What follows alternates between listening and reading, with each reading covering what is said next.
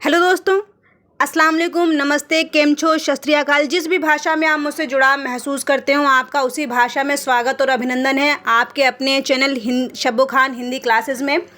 और आज मैं आपके लिए भक्ति काल से संबंधित प्रश्नोत्तरी श्रृंखला भाग 4 लेकर आई हूं। अगर आपने इससे पहले के 3 भाग नहीं देखे तो आप उन्हें भी ज़रूर देखें। एग्ज़ाम वाले प्रश्न हैं, महत्वपूर्ण प्रश्न हैं और आप वीडियो के अंत तक बने रहें। अच्छे प्रश्न हैं और साथ में कॉपी पेन ज़रूर लेकर बैठें। जो भी महत्वपूर्ण बिंदु आप उन्हें ज़रूर नोट करते रहें। और साथ में अगर आपने चैनल को अब तक सब्सक्राइब नहीं किया है या आप चैनल पर नए हैं तो आप चैनल को सब्सक्राइब ज़रूर करें। साइड में बने बेल आइकॉन को भी प्रेस करें और अपने महत्वपूर्ण सुझाव मुझ तक ज़रूर पहुंचाएं। फीडबैक एक शिक्षक के लिए बहुत महत्वपूर्ण होता है क्योंकि उसके गुणों का और अवगुणों का जो पता चलता है फीडबैक के माध्यम से ही पता चलता है। और जो भी कमियां होंगी जिनमें सुधार की ज़रूरत है आप मुझ तक ज़रूर पहुंचाएं अपने कमेंट्स, ताकि मैं अगले वीडियो में आपके लिए बेहतर कंटेंट आपको प्रोवाइड करा सकूं। चलिए बढ़ते हैं अपने प्रश्नों की तरफ। देखिए पहला प्रश्न, विशिष्टाद्वैतवाद के सबसे बड़े जो प्रचारक माने जाते हैं कौन है? विशिष्टाद्वैतवाद सबसे पहले पता होना चाहिए क्या है। विशिष्टाद्वैतवाद का जो मत दिया गया है वह रामानुजाचार्य जी के द्वारा दिया गया है और इसमें जो संप्रदाय इसका जो है वह श्री संप्रदाय। विशिष्टाद्वैतवाद रामानुजाचार्य, ध्यान रखें आप, रामानुजाचार्य, ठीक है। और इसका जो संप्रदाय जो है इसका श्री संप्रदाय, ध्यान रखें, ठीक है। अगर लिखा हुआ आपको समझ ना आ रहा हो तो आप जो मैं बोल रही हूँ उसे सुने और अगर महत्वपूर्ण आपको नोट करना हो तो नोट भी करते रहें, क्योंकि ये चीज़ बहुत महत्वपूर्ण है। हर एग्जाम में पूछी जाती है, चाहे वो नेट हो, टीजीटी, पीजीटी, इवन यहाँ तक सीटेट में, यूपीटेट में, ये नॉर्मल प्रश्न है, वहाँ ये प्रश्न वहाँ भी पूछे जाते हैं। तो महत्वपूर्ण प्रश्न है और ज़्यादातर प्रश्न एग्ज़ाम में आने वाले ही सभी प्रश्न और नए प्रश्न हैं। तो आप जो भी महत्वपूर्ण बिंदु लगे आप उन्हें नोट ज़रूर कर लें। तो विशिष्टाद्वैतवाद जो क्या है रामानुजाचार्य से संबंधित है और इसका संप्रदाय जो है वह है श्री संप्रदाय। अब आते हैं अपने प्रश्न की तरफ। इसमें जो प्रश्न हमारा पूछा गया है कि विशिष्टाद्वैतवाद के सबसे बड़े प्रचारक के बारे में पूछा गया है। तो प्रचारक आप ध्यान रखें, तो विशिष्टाद्वैतवाद के जो सबसे बड़े प्रचारक जो हैं वह कौन है? प्रचारक जो हैं वह है तुलसीदास जी। अगला प्रश्न देखिए, कौन सी रचना निम्बार्काचार्य की नहीं है? आपको प्रश्न देखना क्या पूछ रहा है, निम्बार्काचार्य की पूछ रहा है और नहीं है पूछा इसने। तो वेदांत पारिजात सौरभ निम्बार्काचार्य जी की 10 श्लोकी भी है और मंत्र रहस्य षोडशी, ये तीनों रचनाएं जो है महत्वपूर्ण है और किसकी है? निम्बार्काचार्य की है। और जो लास्ट अंतिम रचना है वेदांत संग्रह, या वेदांत संग्रह जो रचना है रामानुजाचार्य जी की रचना है, ठीक है, ध्यान रखें।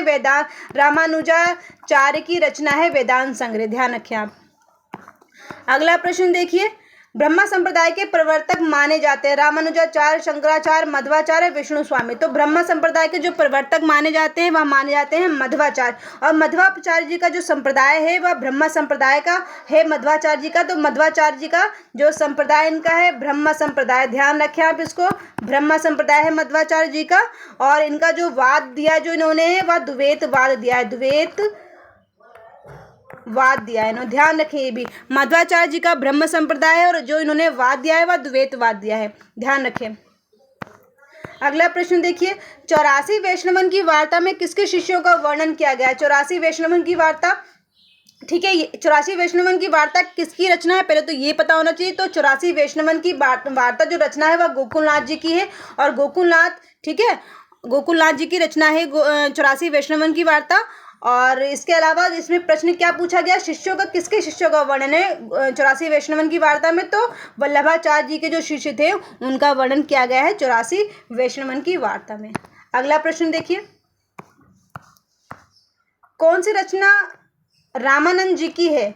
रामानंद जी की आपको रचना बतानी है। राम रक्षाम स्तोत्र, वैष्णवम भास्कर या श्री रामार्चन पद। तो ये सभी रचनाएं किसकी हैं? रामानंद जी की हैं। सभी रचनाएं बहुत महत्वपूर्ण हैं। राम रक्षाम स्तोत्र ये एग्जाम में पूछी भी जा चुकी रचनाएं हैं। राम रक्षाम स्तोत्र, वैष्णवम भास्कर, श्री रामार्चन पद, ये तीनों ही रचनाएं रामानंद जी की रचनाएं, ध्यान रखें आप इन सभी को।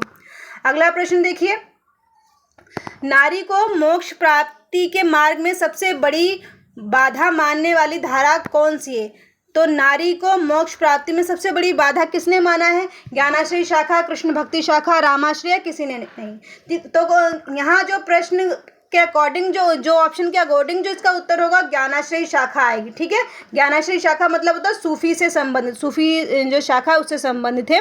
और अगर ज्ञानाश्रयी शाखा नहीं होता और यहाँ पर निर्गुण काव्य होता तो निर्गुण यहाँ पर आता है। अकॉर्डिंग टू ऑप्शन हमें प्रश्न का उत्तर चयन करना होता है। अगला प्रश्न देखिए, अष्टछाप की स्थापना कब की गई है? तो अष्टछाप की स्थापना कब की गई है आपको बताना ही है। तो अष्टछाप की जो स्थापना की गई है 1565 में की गई है। ठीक है, और किसने की है स्थापना? ये विट्ठल नाथ द्वारा की गई। ठीक है, विट्ठल नाथ ने अष्टछाप की स्थापना की गई। ठीक है, और विट्ठल नाथ जी ने की गई, कब की है? 1565। और इसमें 8 कवियों का वर्णन है। ठीक है, 4 विट्ठल नाथ जी के हैं और 4 जो है वल्लभाचार्य जी के हैं। तो जो आप इसको वल्लभाचार्य जी के जो हैं वह कुंभन दास जी हैं, परमानंद दास जी हैं, सूरदास और कृष्णदास, ये 4 जो हैं वल्लभाचार्य जी के हैं। और विट्ठलनाथ जी के गोविंद दास, चतुर्भुज दास, छीत स्वामी और नंददास। आप इनको ध्यान रखें।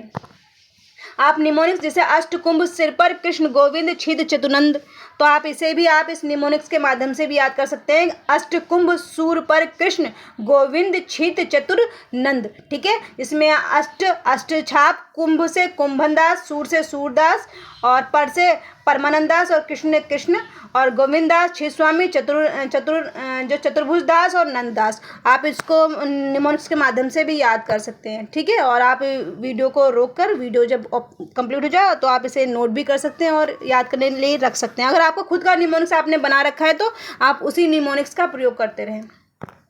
अगला प्रश्न देखिए, अष्टछाप से संबंधित नहीं है।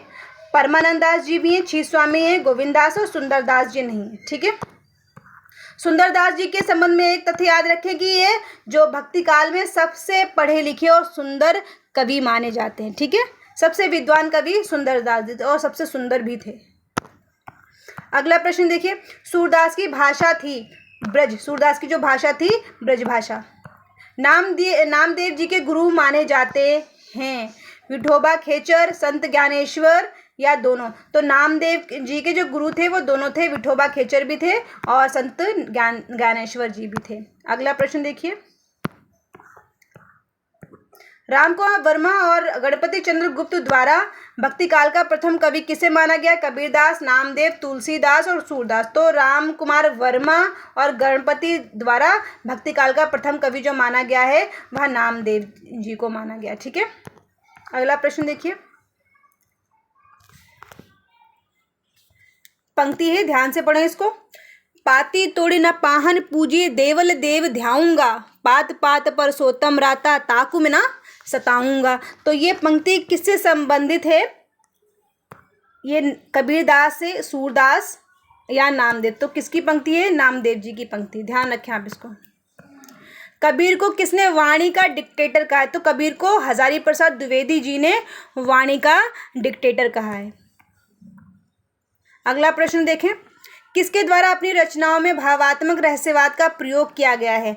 तो किसके द्वारा किया गया है? कबीरदास के द्वारा अपनी रचनाओं में भावात्मक रहस्यवाद का प्रयोग किया गया है। ठीक है, अगला प्रश्न देखें, भक्ति काल को किसने भक्ति युग नाम से संबोधित किया है? हजारी प्रसाद द्विवेदी ने, राम कुमार वर्मा, श्याम सुंदर दास या बच्चन सिंह? तो हजारी प्रसाद द्विवेदी ने भक्ति युग नाम से भक्ति काल को संबोधित किया है। हजारी प्रसाद द्विवेदी ने, ठीक है, भक्ति युग नाम से संबोधित किया है।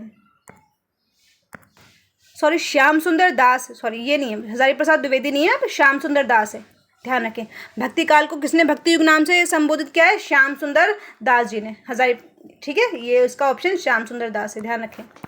अगला प्रश्न देखिए, हरिदासी संप्रदाय का प्रधान केंद्र है। हरिदासी संप्रदाय का प्रधान केंद्र क्या है? मधुबन है। ठीक है, मधुबन मतलब वृंदावन का आसपास जो एरिया है, हरिदासी संप्रदाय का प्रधान एरिया है मधुबन। अगला प्रश्न देखिए, हरिदास ने ध्रुपद गायन शैली में कृष्ण की लीलाओं का संकलन किसमें किया है? तो हरिदास जी ने किया है। ध्रुपद गायन शैली का प्रयोग क्या है? ध्यान रखें, प्रश्न बन सकता है कि ध्रुपद गायन शैली का प्रयोग किसने किया है। अलग अलग आपको विद्वान दिए जा सकते हैं, ठीक है।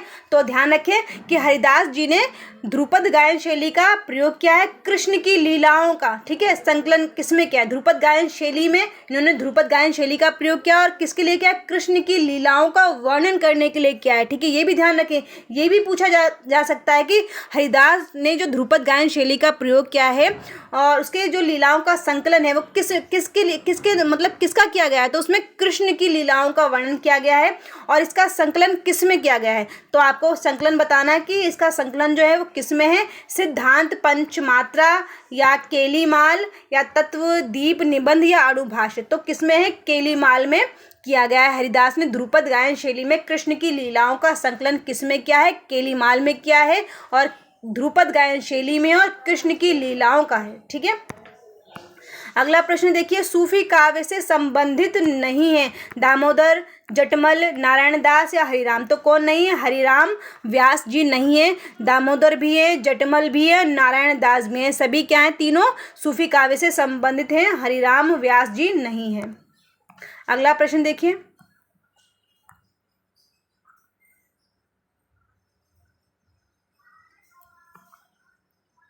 अगला प्रश्न देखें, समुंदर लागी आग नदियां जल कोयला भई पंक्ति से संबंधित है। कौन पंक्ति से संबंधित है? इससे कबीरदास जी संबंधित है। अगला प्रश्न देखिए, अब कैसे छूटे राम नाम रट लागी पंक्ति से संबंधित है। रैदास, तुलसी या कबीर। आप इन तीनों से ही बताएं कौन संबंधित है इसमें? रैदास जी संबंधित है। अब कैसे छूटे राम नाम रट लागी पंक्ति किसकी है? रैदास जी की है। अगला प्रश्न देखें, किसके सिद्धांतों को भेदा भेदी के नाम से जाना जाता है? तो किसके सिद्धांतों को भेदा भेदी के नाम से जाना जाता है? गुरु नानक जी के जो सिद्धांत हैं उन सिद्धांतों को भेदा भेदी के नाम से भी जाना जाता है। हिंद की चादर के नाम से किसको जाना जाता है? हिंद की चादर, ठीक है। किसको जाना जाता है? गुरु अर्जुन देव, गुरु नानक या गुरु गोविंद सिंह या गुरु तेग बहादुर। तो किसको जाना जाता है? हिंद की चादर किसे कहा जाता है? गुरु तेग बहादुर जी को कहा जाता है हिंद की चादर। अगला प्रश्न देखिए, अलख दरीबा से संबंधित है। तो अलख दरीबा से कौन संबंधित है? दादू दयाल जी संबंधित है। जो इनकी पीठ है, जो पीठ है इनकी, तो उस जो पीठ को बोला जाता है अलख दरीबा। दादू दयाल जी की जो पीठ है, प्रधान गद्दी जो होती है, उसे अलख दरीबा बोला जाता है। अगला प्रश्न देखिए, रज्जब का पूरा नाम है रज्जब अली खान, रज्जब अली, रज्जब खान या रज्जब। तो रज्जब जी का जो पूरा नाम है रज्जब अली खान है, ठीक है। आज का ये अंतिम प्रश्न था और आशा है मुझे आपको प्रश्न अच्छे लगे होंगे और महत्वपूर्ण प्रश्न थे और आप इन सबको देखें और वीडियो को रिकैप कर लें, इसको फिर से दोबारा देख लें अगर जो प्रश्न आपको समझ ना आया हो। और वीडियो में अंत तक बने रहने के लिए आपका बहुत बहुत धन्यवाद। आप अपने इस फैमिली को, अपने इस ग्रुप को ज़्यादा से ज़्यादा दूसरों तक शेयर करें। बिल्कुल मुफ्त क्लास है और एग्ज़ाम वाले प्रश्न हैं, तो आप अपनी फैमिली को ब्रॉड करें, इसको बढ़ाएं, दूसरों तक शेयर करें, सब्सक्राइब करवाएं, लाइक करें और क्लास में बने रहें, ठीक है। मिलते हैं अगली वीडियो में, तब तक के लिए बाय बाय।